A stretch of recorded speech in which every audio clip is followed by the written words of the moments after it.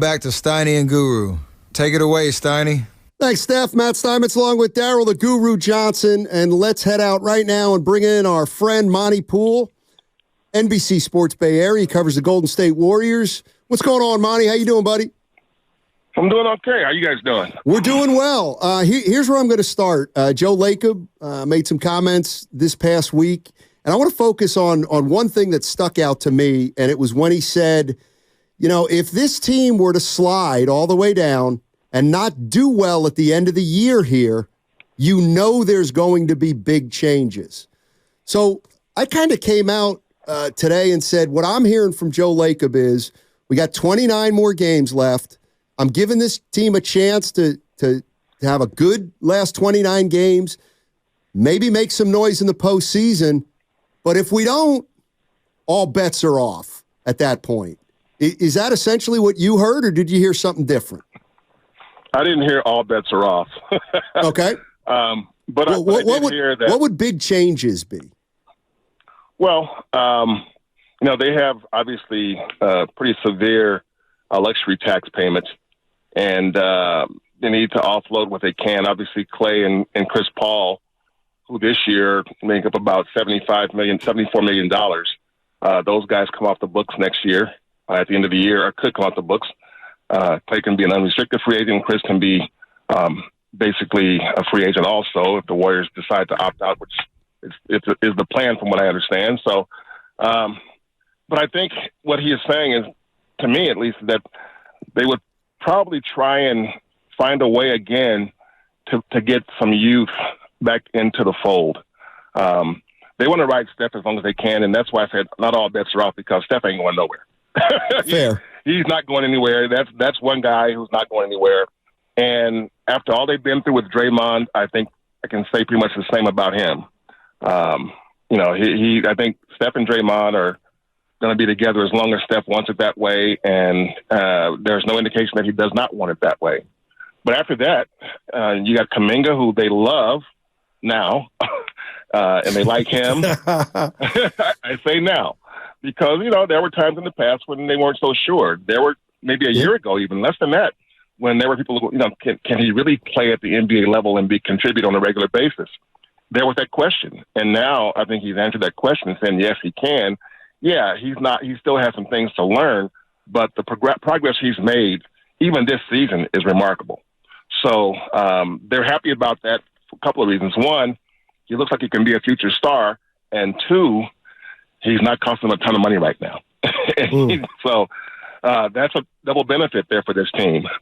With the big salaries, his salary is like, you know, number 5 or 6 down the list on the team. So, but big changes, you know, I think, you know, they have to decide Steve has to decide whether he wants to come back. All indications are that he does, but at the same time, you know, we'll see how it plays out. I think Steve's also wants to see how this is going to play out.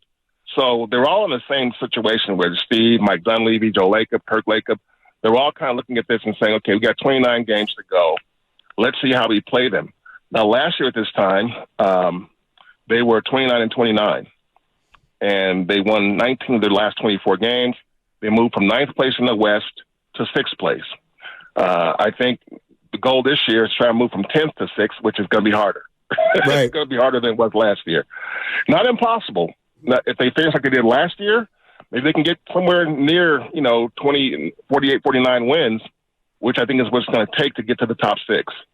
But, yeah, I think they're still in kind of, okay, we're going to see how this plays out. They signed Lester Quinones off a two-way, take him off two-way into a standard NBA contract, which to me indicates that if they do fill the 15th roster spot, they will do it even later, and they can do it another week or two. So, and I'm not sure that they won't. I just think that when they convert Lester, that maybe they're thinking they probably won't, because there's been no indication that they are absolutely committed to guaranteeing to a 15th roster spot. That could change, but I personally think they could still use a big off the bench. You know, even if it's just for 6, 8, 10 minutes a game in certain games against certain teams, because when you look at the West, Everybody above them, all 9 teams above them, all have at least one 7-footer, and Minnesota has 2. So, and Draymond's he's great, but good Lord, I mean, how much can he take of that, of a steady diet of that in the postseason, without getting a break and having somebody who can go out there and bump and bang with some of these guys? So we're going to see how it plays out, but I think that's what Joe is basically saying, is that my eyes are on this. Let's see how it plays out, because I do have some concerns. Look, Monty, I watch you and Bonte every night, and I got to give you credit. You keep it real at every turn throughout this season.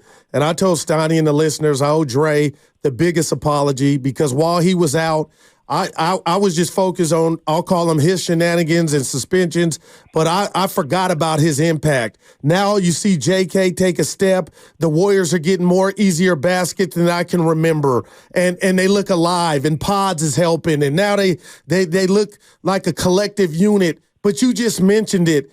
As excited as I am, Monty, about these next 29, that size issue is just – Do you see TJD getting more of an opportunity during this 29 by default? But you're right, man. How do they overcome that? Well, I mean, their stock answer over the past year plus is that we won a championship in 22 without having a quote unquote big man off the bench. And so, but the league has changed in that time. You know, the league has changed. The Denver team that they beat in 22 is not the Denver team they would play now. You know, when they got him in 22, Jamal Murray wasn't there. You know, he wasn't there yet. Michael Porter Jr. was out, still recovering from back surgery or whatever he was dealing with. KCP wasn't there yet. So all those guys that have joined that team that made become a championship to win a championship last year, they didn't deal with those in the first round of the 2022 playoffs. It's a different Denver team. You go on the list now. Minnesota's becoming. They're a good team, well coached, good defense. And you got Rudy and Cat, you got 2 giants out there at the same time. And so I know Cat's mostly an outside guy, but he's still 6'11", 7 feet. You look at, let's go down the list. Okay, the Clippers, you know, they got size. They got depth. You can look at Oklahoma City. Chet, yeah, he's narrow. he's not heavy, but he's still 7+, you know. And so when you get down there, Dallas has a couple of 7-footers. New Orleans has Valanciunas. He's 7 feet. So I hear that. You know, they're gonna run into this at some point in the playoffs, and you don't want that to be the reason why they don't advance. So that's why I think, you know, even if they did like they did 5 years ago, it was, I think, when they went to Australia and brought back Andrew Bogut. Why? Because they saw they needed someone as break glass in case of emergency. And Bogut, he didn't play a lot, but he played spot minutes here and there. And it made a difference, not just because it gave Draymond and Luna rest, but it also gives you can use 6 fouls. You know, You got a guy out there who can do some things and give up 6 fouls and guard a big man. If he gets fouls, so be it. He's not going to play big minutes anyway. So I don't think the door is closed on that. But when they sign Lester, when they convert Lester, that means to me at least that they feel like it's less of a pressing issue. Monte Poole joining us on 95.7 The Game. He covers the Warriors for NBC Sports Bay Area. The one thing when we're talking about money and getting under the apron and maybe getting under the luxury tax, we talk a lot about Thompson and Chris Paul and if they walk. Aren't the Warriors going to extend Kuminga this year? Probably. They could. What do you think what would that contract look like, you think? Assuming he plays out the rest of this year like he's been playing. To me, here's the thing they have to figure out. Okay, when they extended Jordan Poole, they thought, okay, we got a guy who we think is going to be a big part of our team because in 2022 he's a big part of that championship team. Yep. Had a great playoffs. So, and now maybe they're a little skittish about doing that again. You know what I mean? That didn't work out so well for them. They were able to trade it, but he didn't become the player they hoped he would be last season. And we all know why. I mean, there were some factors that really shouldn't have come into play, but did. And Jordan did not produce as well as, and certainly not as efficiently as he had before. So I think if you look at JK, you know, you want to pay him you want to give him a contract that's along those lines. But you may be a little bit skittish because of what happened before. So you may want to have incentives. You may want to put certain things in the contract to make sure I think that's what they're thinking about now. I do believe that he is deserving of an extension, beyond next season, because, he's still locked in for next season. But I think that's something that they definitely want to do. But that's something that, all these things, all these movements, whether it be guys who come and go, whether it be the veterans, whether it has to do with Clay and Chris and those two guys, and even Wiggins, he's got a contract, but, do they want to keep him? So these are all things that are in play. And that's why when Joe says that, I think he's saying that, yeah, we could do it anything, because let's face it, man, that guy is thirsty for championships. He wants to have a quality team. And I understand it. He's paying more than anybody in the NBA. So, I think Kuminga's contract, if they give him an extension, I think it has to be somewhere in the range similar to what Jordan got.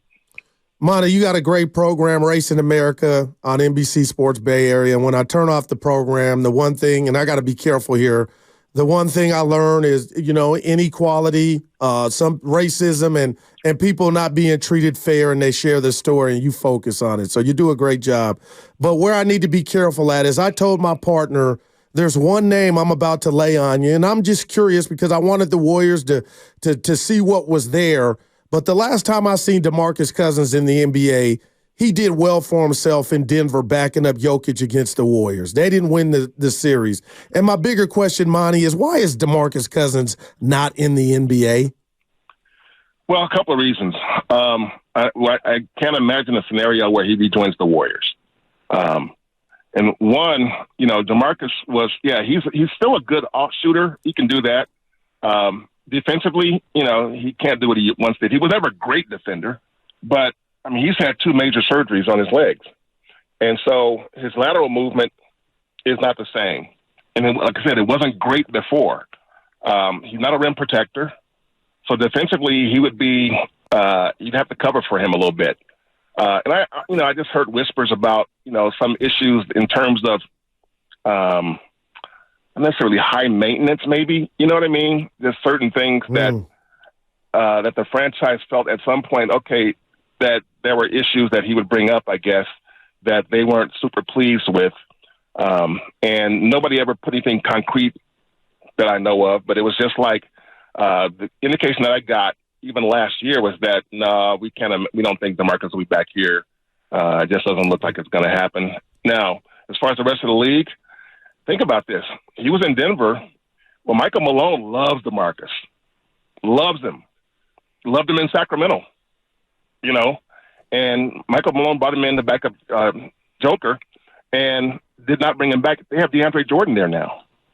Right. And so my thought is if DeMarcus can't play for Malone, the one coach who's always stood by him, I'm not sure he can play for anybody right now. And that doesn't mean he can't. But, I know he had a 30-point game over in Asia a few weeks ago. But, it's tough to watch because it certainly appears to be an instance where injuries have derailed his career because he was a pretty good player. He was an all-star caliber player before the injuries hit. But when you have an Achilles and an ACL, look at Clay. He ain't the defender he used to be, and he was really a good defender. But he can't do what he used to do. His body just won't let him do it. And it ain't age. It's those 2 major surgeries, one on each leg. Wow. Yeah, Monte Poole joining us on 95.7 The Game. Hey, let me ask you this in light of the fact that we just saw an all-star game that by all accounts was pretty dreadful. But next year it's in San Francisco.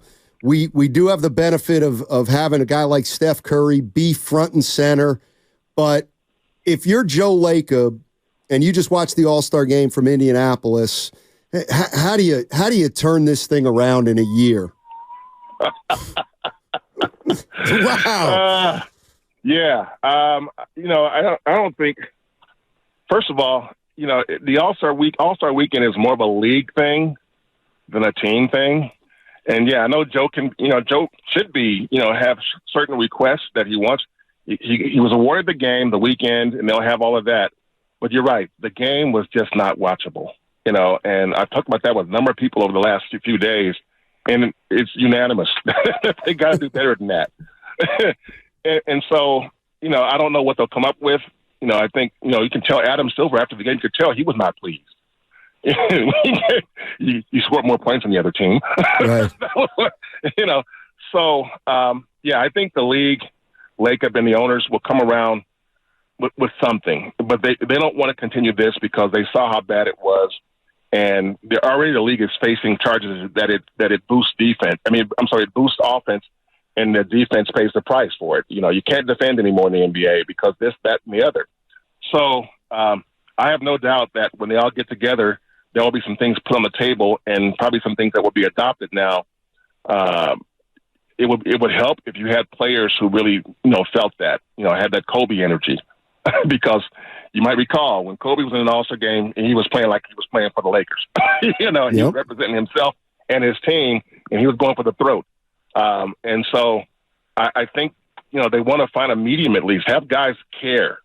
Have guys care about the game and not just out there going through what looks like a glorified scrimmage practice before, the practices they have before the fans, in the preseason. The fans come in for $5, $10 or whatever and watch them practice. That's kind of what the All-Star game looks like. Guys running around getting baskets, and defense is kind of like, well, no, not this play. There's just not much going on there. So they definitely will do something, and I think Joe will be one of those guys front and center who will try and promote the possibility of making this game more competitive. Monte Poole, thanks a lot, really man. Appreciate the time as always, and it should be an exciting second half of the year, buddy. You got that right. Take care, guys. All right, Monte Poole, NBC Sports Bay Area.